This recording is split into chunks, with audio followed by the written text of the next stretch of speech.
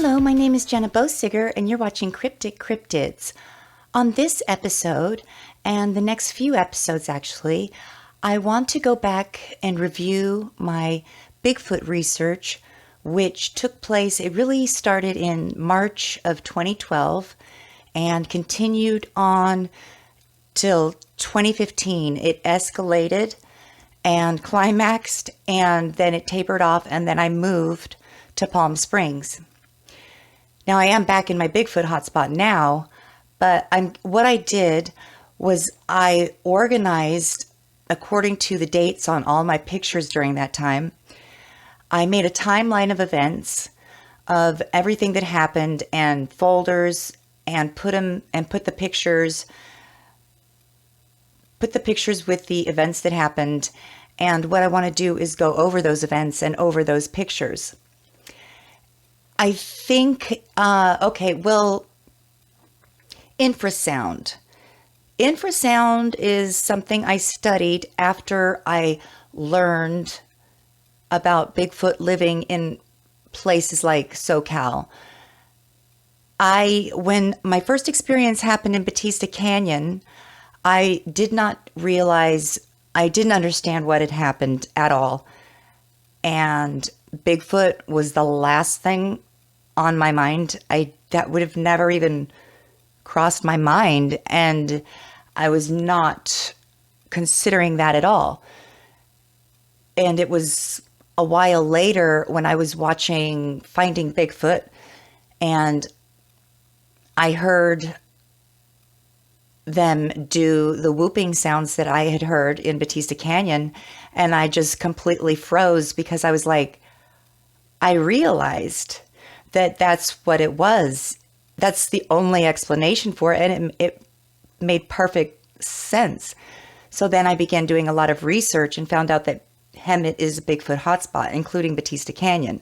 I was in Batista Canyon a lot because first I was looking for a mine, the Crown Jewel mine. I believe I experienced infrasound. Sound waves are in a scale, and the audible sound waves that humans are able to hear is really a very small portion of the sound waves. Next to audible, on one end, on the low frequency, you've got infrasound, and on the higher frequency, you've got ultrasound. Another interesting thing is going along with infrasound is infrared, and that is what night vision is, and possibly why it's been so hard to capture Bigfoot on night video cameras, because he can also see in infrared. So back to infrasound. Infrasound is at a decibel lower than we can hear. So right before, and different people can hear different levels of infrasound. And some people might find something really loud and other people won't be able to even detect it. Infrasound can physically affect you. We don't completely know everything about it because it is hard to study something that you can't hear. We just it probably took us a while to even realize that it existed. Many animals use infrasound. It can travel long distances, and it's a very certain natural forms of infrasound besides animals are rumblings, like maybe in earthquakes or volcanic activity, seismic activity. A lot of, you've heard about the Asian elephants that seemed to know when the tidal wave was coming, and they got to high ground before, it came, and so they weren't killed in the same number as humans were. So it's like they were able to detect it. Another thing I've heard is that before earthquakes, a lot of pets go missing. So they're hearing something that we can't hear. Now, the animals that are said to produce infrasound are animals like whales. And like I said, it can travel really far in the ground and in water. Whales, elephants, bats, large cats and even small cats. The purring, that's starting to get into the infrasound. And I think that infrasound can have different effects on people, both good and bad. Some infrasound can put you into a peaceful trance. Other infrasounds can make you lose your bowels, make your insides shake. It's also been said there's been a connection between infrasound and ghosts and other paranormal activity because, for one, you're experiencing something that you can't really perceive. It's physical. You don't know you don't know what it is or where it's coming from, but you can feel it. The other thing about infrasound, most of the time when you hear about Bigfoot and infrasound, it's in a very negative way. You hear about them basically just making you not want to go in that direction. I don't even know how perceivable it is. You might just think to yourself, you know what? I just want to turn around and leave and think it's all on your own that you thought that, when actually you could have been, they call it zapped. You could have been zapped by some infrasound. Now I'm going to tell you about my two infrasound experiences. It's very unlike me to have not felt any fear during this infrasound experience. I had been being paralleled. I was deep into Batista Canyon and I was being paralleled. Something was going through this thicket that is completely impenetrable. And that's the other thing I was thinking in my mind. This makes no sense. And so it sort of took me to this place of like disbelief as to what's happening. And then I literally blacked out and don't remember what happened. Well, that was first I heard the whoops going back and forth. And then for some reason I kept going forward, which is just not like me. I'm afraid of everything. So even though I was being paralleled after I heard the whoops, I kept going.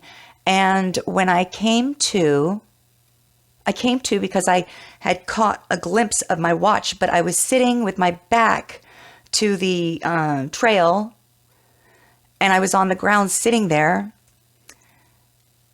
And I caught a glimpse of my watch and realized, oh my God, I'm going to get stuck in Batista Canyon in the dark. And so all of a sudden, out of nowhere, I jumped up and started running. And that freaked out whatever had been paralleling me. They ran next to me, paralleled me, and it was very aggressive. I thought at any second something was going to come in front of me because they did run ahead of me. And then they just stopped and I kept going. And that was the end of that encounter. I don't know what would have happened if I wouldn't have snapped out of it. And I don't know what the intentions were. I don't know if it was infrasound from a cougar. I don't know if it was, well, whatever was paralleling me, I'm telling you. Bipedal, non-human, and it's a Bigfoot hotspot, and the whoops. So everything combined. Now that was my first infrasound experience. Now I'm going to tell you about this next one because it's important and it's true. Otherwise, I wouldn't tell anyone this, let alone the public, but it's very relevant. This was way later. I was back in Batista Canyon. I had been there for a while, going down in the lower part by the riverbed, and it was really creepy down there. And then I was starting up the trail, and I had bought a bag of apples, and my intentions were and I took one of the apples with me that day, and I was going to leave the apple there. I think it's okay to leave apples. Be careful, though, when you leave stuff out there, because you don't know what's dangerous for them to eat or other animals. So anyways, an apple I feel is okay.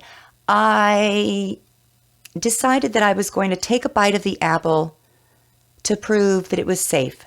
And I was imagining that if they were watching me, they would see me taking a bite of the apple and they'd see the bite and they would know that this apple was not poisonous. And so I took a bite of the apple and it was so delicious that my mind thought to myself, I thought, oh, forget it. I'm going to eat this whole apple. This is so good. I'm just going to eat this apple. Who knows if Bigfoot's even here or not? I'm eating this apple. The second that I thought that, something happened to me. And I'm telling you, it was instantaneous. And this has never happened to me before. Not even something less intense, but similar. No, I've had stomach aches before. I've had terrible stomach flu things. This was different. And it was instantaneous. The second after I thought that I was just going to eat the whole apple, something happened to me. And I'm just going to tell you that I let go of that apple and I had to leave. I had to go. I mean, it was crazy. I had to get out of there. Nothing like that has ever, ever, ever happened to me. The other thing is that the apples came in a bag. I had already eaten some. When I got home, there were 3 or 4 apples left. I ate every one of those apples and no stomach ache, nothing. Never had anything like that since. I know that that would mean that they would have had to either been reading my mind, or maybe they saw me get this look on my face like I was just going to continue eating the apple.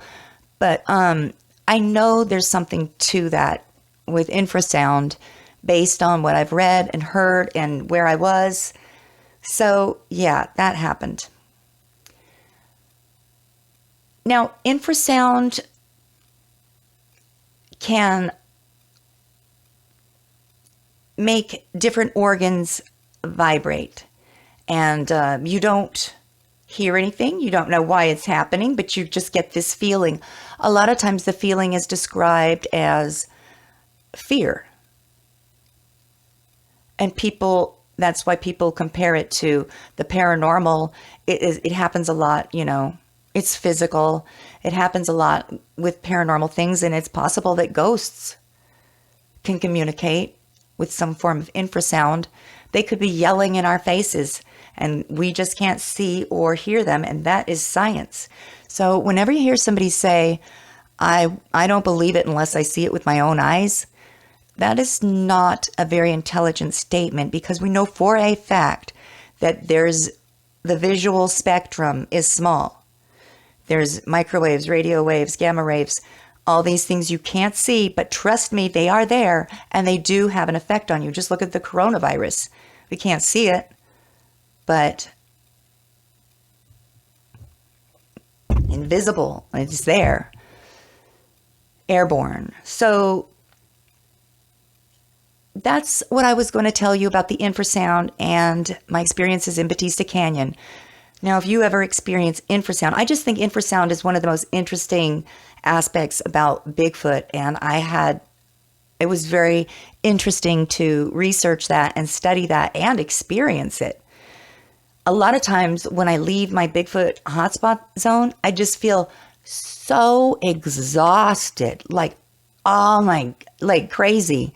That might be natural, but you know, I don't even walk, like I'm not running and stuff. I'm just like, afterwards, I'm like so exhausted, like, whoa, like out of breath, like so exhausted. And it's like, I don't know, did I get zapped with more infrasound of a different kind? I don't know. But I think it's definitely something that can be used as a defense mechanism and offense, you know, depending on the level that they are using it at. So I've got a list.